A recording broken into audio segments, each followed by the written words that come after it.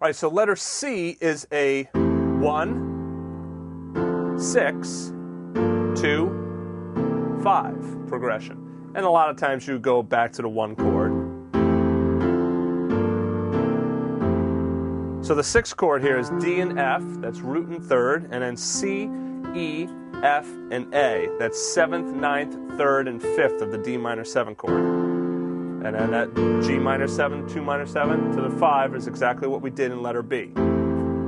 So let's say you ended the song,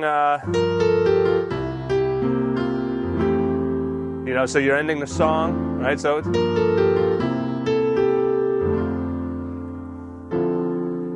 you can add on that 1, 6, 2, 5. You see what I did there? I just went right up that chord. So that makes it a nice ability for you to fill as well. Right? So that's the 1, 6, 2, 5. Remember that you can link these together. So I can go 2, 5, 1, 6, 2, 5, 1, 4, 5, 2, 5, 1. So see how I started on letter B, then I went to letter C, then I went to A. So you can take these, and move them around. Now, one trick that you can try is print out the music, right? And then cut out each block. So you have your A block, your B block, your C block, right? And then just try rearranging them on the piano. Or you can just do it visually. You can say to yourself, oh, let me do B. Let me do C. A.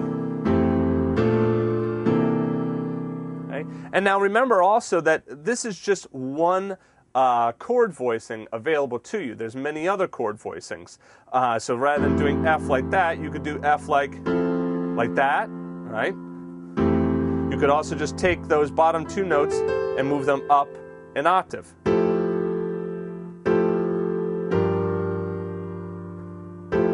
All right, so like here's a 2 chord, or you can do it like that.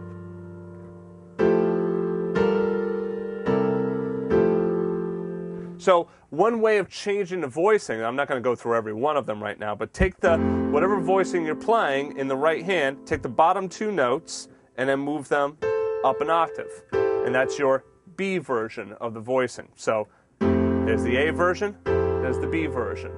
Okay? Or open, close. And then on B flat major 7, there's an open sound, closed. C7, they're both kind of closed.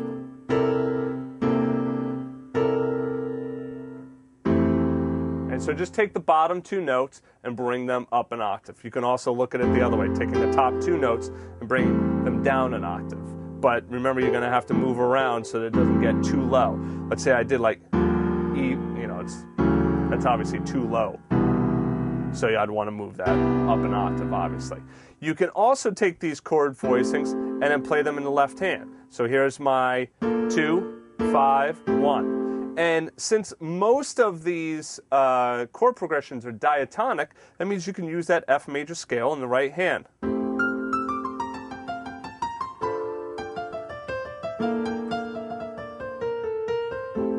So if you want to improvise around with it a little bit,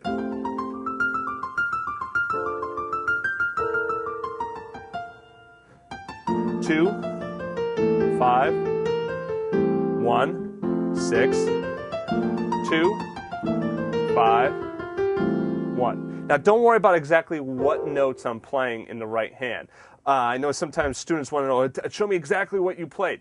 What's more important is that you understand that I'm only playing notes from the F major scale in the right hand.